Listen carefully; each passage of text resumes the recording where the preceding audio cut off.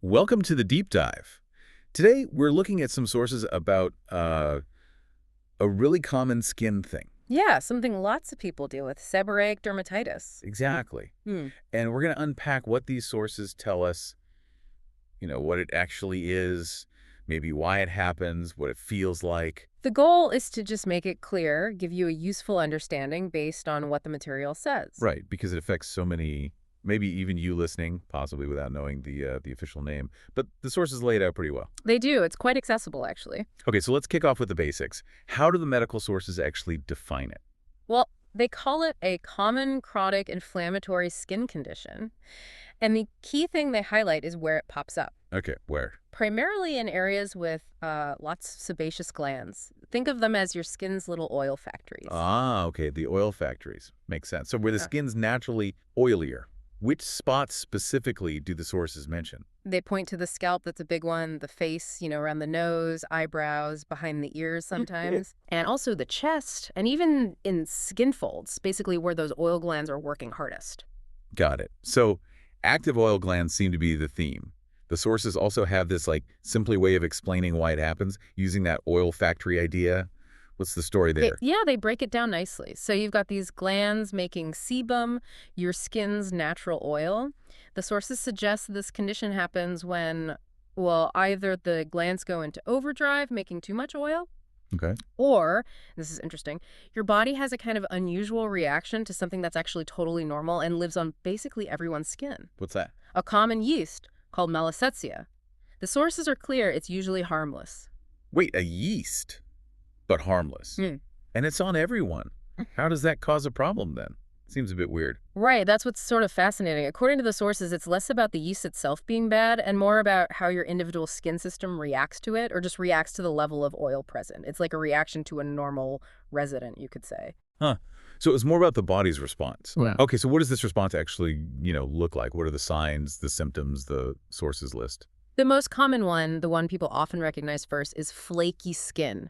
White or maybe yellowish flakes. Like dandruff. Exactly like dandruff on the scalp. That's often seborrheic dermatitis. But the sources say you can get similar flakes on your eyebrows, maybe in a beard or on the chest area too. Right, flakes, hard to ignore. What else? Redness. The skin underneath usually looks red, kind of inflamed, and despite the flakes, the skin itself can feel greasy or oily. Oh, that's strange. Flaky and oily. It does sound contradictory, but yeah, that's what the sources describe. Oily patches with flakes on top. And it can be really itchy. Very common symptom. Itchy. Okay. And scratching probably doesn't help. Definitely not. Yeah. The sources mention scratching tends to make the inflammation worse. Uh, Oh, and sometimes you might see crusty patches. Plasty patches. Yeah, the sources mention this, especially think of cradle cap on babies. That thick yellowish crust on the scalp.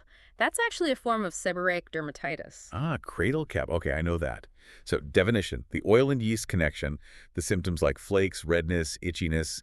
What about some really important facts, stuff the sources stress to clear up confusion? Yes, this is crucial. The sources emphasize it's absolutely not contagious. You can't catch it from someone. Okay, good to know. And another really big one. It is not caused by poor hygiene. It's got nothing to do with how often you wash. That feels really important to highlight, so people shouldn't feel, I don't know, embarrassed or think they did something wrong. Exactly. The sources make that very clear. They also note it's often chronic, meaning it can, come and go over your life. It might flare up and then settle down. But manageable. Yes, that's the good news. It is usually manageable with the right approach or treatments. Oh, and one more thing the sources mention, it can have seasonal patterns. Like how? Often gets better in the summer, maybe worse in the winter. And stress. That can sometimes trigger flare-ups too, according to the material. Stress affecting skin, that makes sense. Mm-hmm. So let's connect this back. Why is knowing all this stuff from the sources actually useful for you listening? Well, understanding these points helps you, first, maybe identify it if you see these signs. Second, understand what's actually going on. It's this internal reaction, not something external like dirt. Right. And finally, it helps you approach it or talk about it without the myths.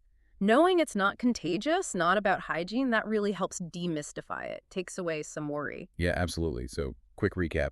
Common, chronic, involves skin oil and a reaction to a normal yeast. You see flakes, redness, maybe some oiliness. itchiness, Yeah. crucially not contagious, not hygiene related. And if you think about it, that point about it being a reaction to something normal, the malassezia use, or just our own oil production changing, that's pretty interesting, isn't it? It really is. Kind of make you wonder, doesn't it? What does this common condition tell us about, well, the really fine balance within our own bodies? And maybe how easily things like stress or even just the season changing can tip that balance. Definitely something to think about.